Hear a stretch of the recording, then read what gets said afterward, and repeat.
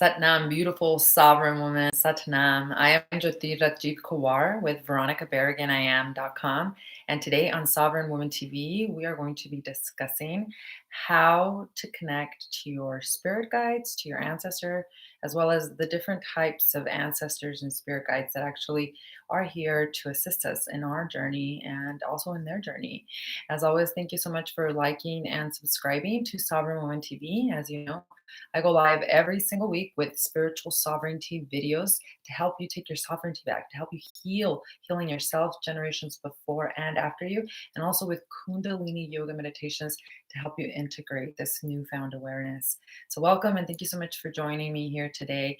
Now, this week, I really wanted to focus on this subject matter specifically because there's so much happening in the world that it's also very important and relevant for us to understand that we also are very much supported in this transition of humanity, of consciousness, that we are going through these ending of cycles that our great ancestors, like the Mayan, prophesized for long periods of time, closing out cycles and moving into brand new ones.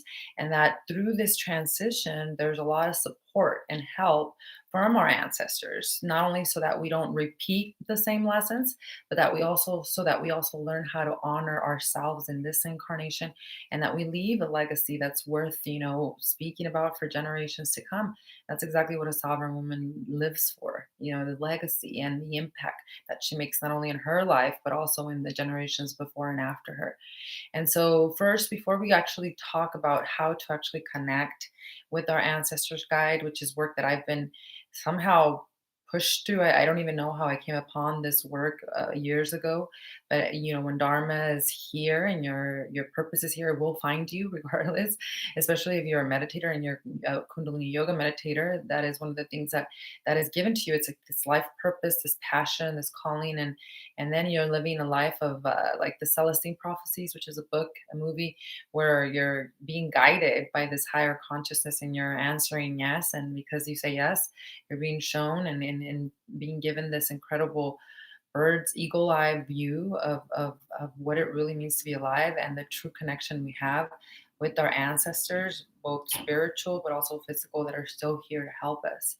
And so let's first talk a little bit about the different types of ancestors, because I think a lot of people, when they think connection with their spirit guides or they think ancestors, right away they think, their lineage, biological, somebody who that was born in from their family, right? And it's not just that. There's a lot of different types of ancestors, and specifically here right now that are here to support you on this transition and this move.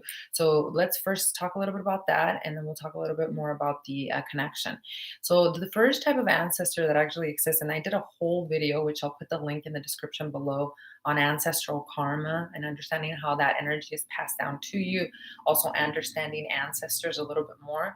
So you can go check out that video for further wisdom and information on that. But specifically today, really quickly, the four types of ancestors first start, of course, biologically. We our family and our lineage, and many of us are connected vibrationally and frequency, characteristically and personality, with ancestors that we may have not even known. Maybe a great grandfather or a grandmother that you never actually physically met in your existence, and that really doesn't matter. I do truly do believe that, especially when it comes to biological ancestors, each of us have one or two guides that are here to help us so that we don't repeat, especially their karma. Also, you have to understand that, and especially as you're doing ancestral work and connecting with guides, I guess I should say this even before we say anything else, is that it's important for you to make sure that you ask that you connect to benevolent ancestors, those that are going to be there to assist you and help you, not those that are perhaps angry and maybe they went through a life that was seriously tragic, and maybe they even lost their lives tragically, so they may be lost in transition. You don't necessarily need to call upon them. So it's important just to set your intentions and be clear, as when we talk about connection next, that we are very clear as to who we're contacting. But obviously biologically we have these guides. We have specifically, I have an aunt who's very dear near to my heart, and she and I still and always have communicated through the subtle world, and I feel like she's my guardian angel. And there's a lot of things in her that are same in me as far as characteristics go. And there's a lot of her legacy because she died young that I feel that I'm here to kind of fulfill, and also a lot of ancestral healing that really is coming through me. And so biologically, we have these ancestors, and the second type of ancestor that we also have is also territorial. Now, territorial ancestors, these are ones that lived in your land. You all live in a specific house. Some of you live in apartments, but still, that apartment is sitting on a piece of land, and that land, especially in the United States and not really all over the world. It's so sad, but there have been serious massacres when colonization happened, when we had the Europeans and the Spanish and even Mexico when they took over the Native Americans here in the United States. There was a lot of massacres that happened. I explained a little bit in detail this, and I recently did an ancestral karma workshop where we actually released karma from our ancestors. But I used a lot of the information that was taught to me also or given to me by a great friend of mine who wrote a book called The Dream. I met him. He lives in Arizona, but we met in the middle of the jungle in Peru. And his work in this world is actually to free our ancestors that have been trapped in the lands. Like, for example, Native Americans who have been buried or have been burned in caves. Those type of ancestral energies, they stick with the land until somebody can ceremonially free them, and that's what his role is. And even in your house, you live in your home. It's important for you to connect with the mirth and mother Pachamama herself, and the ancestors that were there before you in the land, in the house where you're living. And this is not something to freak you out. I mean, that's why people say that some places are haunted, and I truly now believe in that. Before, I never did. I was very protected as a young child. My mom, I was raised Catholic, and so she never wanted us to believe in anything like that because she just wanted to protect us, right? But the subtle world is real, and the land is either guarded or protected, or also haunted by those that perhaps were massacred in your land. So very important for you to study and learn the history in your land, herstory, and to really connect with the land. And then the third type of ancestor, which is kind of divided into two, is the third is a spiritual, and we all maybe have a connection to maybe a specific civilization. Maybe you're connected to Aztec civilization, Mayan civilization. Maybe you're connected to a particular deity, a goddess, maybe Kali, or the Hindu goddess Lakshmi, right, or Virgin of Guadalupe. And this could actually change even with time, because I know for me, there were certain times in my life where I had a deep connection with, Isis or Mary Magdalene, whereas now there's this huge, deep guidance and connection for me with Our Lady of Guadalupe, but also with like Kali and Lakshmi. So it's just a spiritual deity archetype that you resonate with, and these as archetypes could be like guardian angels that guide your life and that really help you connect to the subtle world, right? Now, the reason I divided it into two is because it's a spiritual ancestors that can guide you, but that can be divided. That doesn't necessarily mean like deceased or that they're no longer here in this physical world, because there's also spiritual ancestors that I would call your galactic family, and these are ancestors that are what people might call extraterrestrials or aliens, but really I think we're the aliens, honestly. But in essence, these guides, I mean, right now the veil is so thin. I mean, there's a reason why they created Space Force X. I mean, we're being pretty naive to think that their life doesn't exist anywhere else. And in many spiritual traditions, there have been deep connection and contact. And there are so many our Native American ancestors, or even the ones that are still here. They speak about how they are children of the stars and they came from the Pleiades. And the Pleiades is this system of stars where there's this higher consciousness, this race of higher consciousness and wisdom that actually went through what we're going through right now, but managed to overcome it by not raping Pachamama or not raping Mother Earth or what their version of Mother Earth was, right? So, and that's a whole other video I'll do completely. But these ancestors are like the Lemurians, which I talked about in my other video, which I've made connection with through not only physically but vibrationally, who also went through what we're going through right now, and they themselves didn't have such a good and easy transition out of it. And many of them live now in places like Mount Shasta and different places in the earth, and they're watching to actually help humanity. And just the way there's those that want to help, there's also those ancestors that are from the galactic force or from the star system, from the universe, that definitely are not here to help, right? They harvest energy from humans, so it goes both ways, absolutely. But these ancestors, these galactic families, the ones that I've really connected with the most are the Lemurians and the Palladians. And those two specifically, I believe, are a specific race that are here to help humanity, to truly help us transition from everything that's happening right now. It was specifically with the virus, with the Great Awakening, because that's what happens when the evil crumbles and things start to change. So as you can see, there's different types of guides. You can connect to your biological, to the territorial. You can connect to your galactic family. You can connect to spiritual guides. All of that is something that religion and the dogmatic beliefs of trying to control our consciousness so people can make money, really, they scared us, and they wanted to take this power from us when it's all of our birthright to be able to have this connection. Truly, you are the goddess to you were born to be in this world. You shouldn't try to be like anyone else. But it's crucial to still have this relationship, especially when they're trying to make contact with you to actually help you or help humanity. And so, how do we actually make contact with them?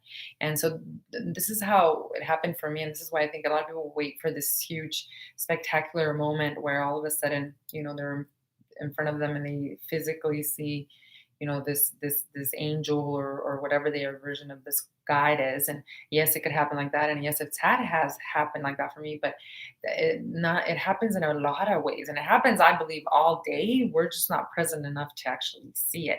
So first, you obviously have to want to, and you have to set the intention to make connection to your guides and describe some of the different ones so that you can be as clear as possible. Benevolent, right? And galactic family, or goddess Mary Magdalene, or Isis, or whatever your heart is calling for you at that point, right? And so the way we actually can connect with them are three different ways. And the first way is obviously the one that I'm going to obviously speak about the most, and it's meditation. And there's a lot of different meditation techniques. But for me, when I found Kundalini Yoga, or Kundalini Yoga found me, it was like taking a jet back home. It was like using the power of energy to direct my energy and to get results really, really quickly. And then that's where I started to really open up my intuition, started to open up to connection to the subtle world and understanding what was happening, why I was connecting, and why specific meditations actually helped me connect. And I actually shared with you one, the ancestral karma meditation, which I've been practicing for months now, almost half a year. And it helps you burn ancestral karma specifically.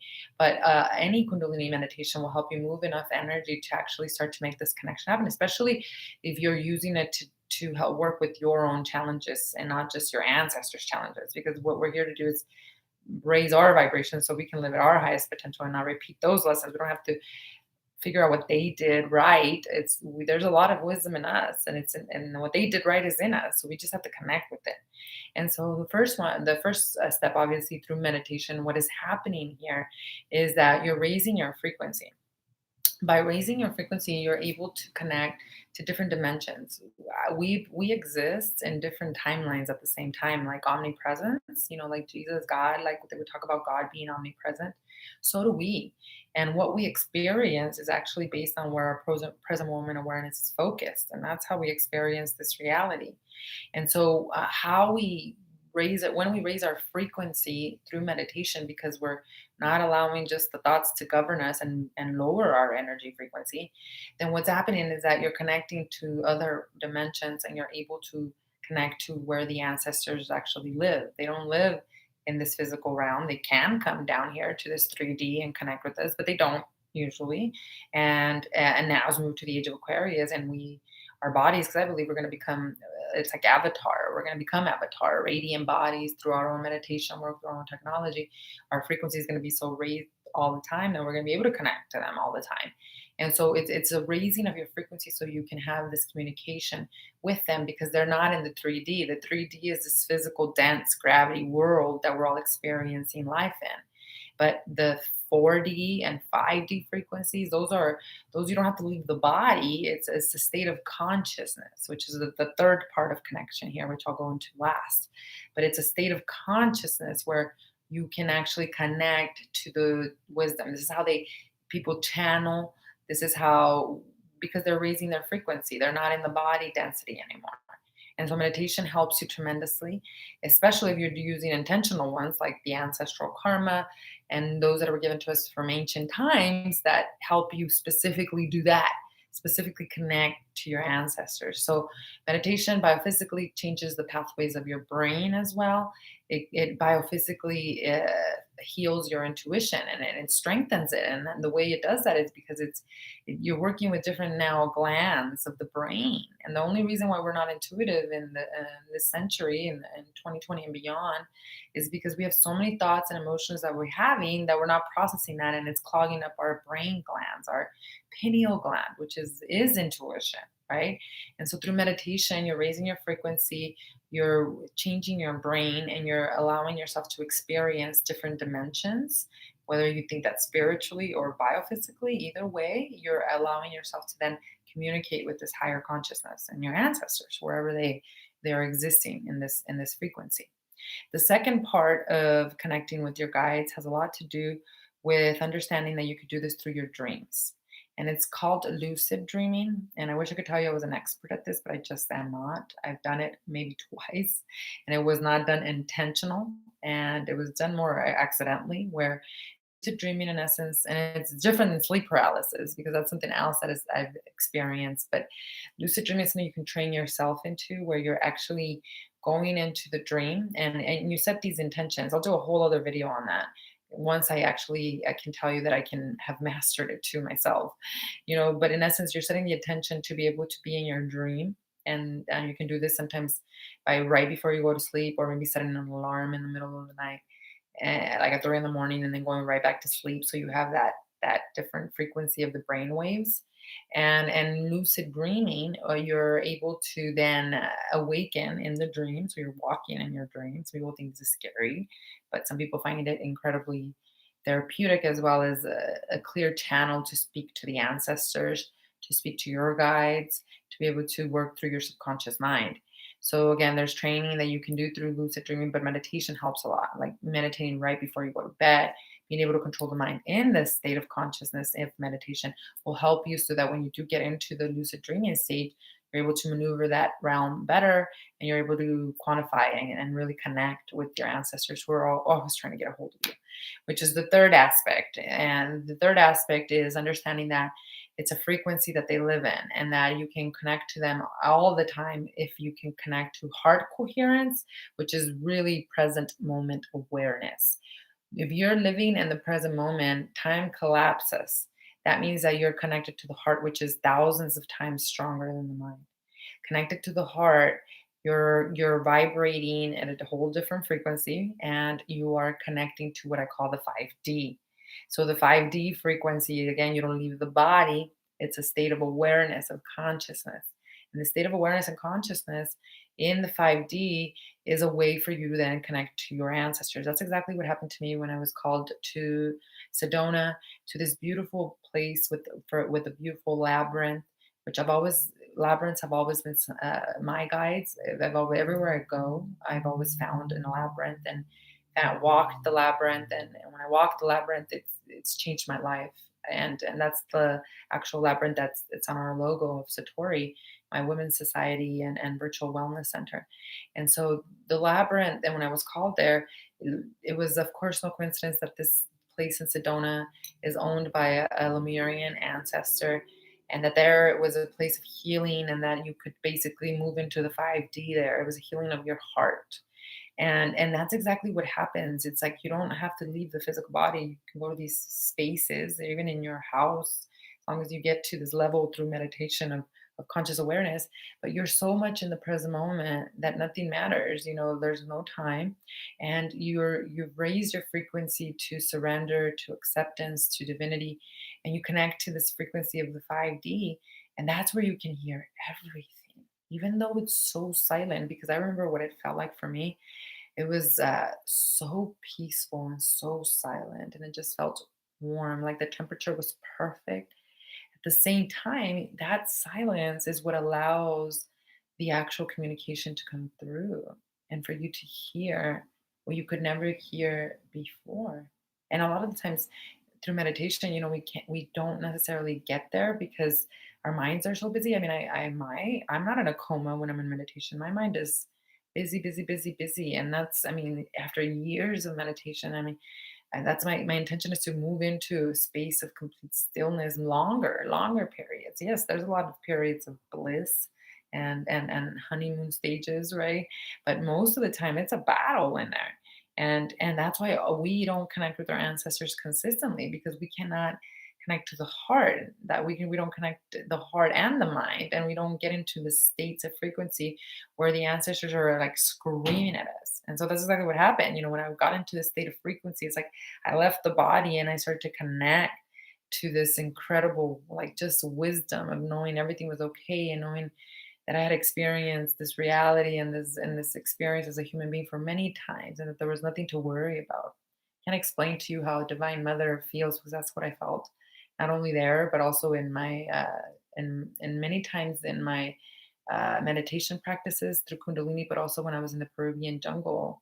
It's just this feeling of it's warm, and it's like, I guess, the womb, I could describe it, even though many of us don't remember the womb experience, but it's just safe, and there's light, and it's warm, and there's no judgment. It just is. And that's the state that, if we can intentionally move into that, even for moments throughout our day, we can connect to our guides and we can connect to our ancestors, so that we can get the messages. We can get the messages and actually listen. And now, one way to do this is nature, getting out into nature, whether you're meditating, whether you want to do lucid dreaming, whether you want to actually just connect to your heart. Nature is going to help you more, because Mother Nature Pachamama is the heart. She's our divine mother, and she's awakening from everything right now. She's remembering who she is, just the way we all are. She's healing and self regulating, just the way you and I are. And she's here to help us. She's a conscious, sentient, intelligent being, proven by science now. And our ancestors, that's not something that we should be afraid of, or our guides. You're able to connect to them. That's a gift, and something that's probably been trying to happen for a long time in your life. So this week, one thing to do is to really move into nature and connect. Ask your guides, just with your sincere intentions, whether through lucid dreaming, whether through your meditation, or whether through just being present in whatever you're doing. Ask that you be shown. And I promise you, you will be shown. And a lot of the times, it may not be through your dreams or meditation, maybe through signs, maybe through other people, but you will know that that is God. You will know that those are your guides. You will know, and then you'll be able to put the puzzle pieces together of your life. And as a society, I truly do believe that that's what we're all doing right now.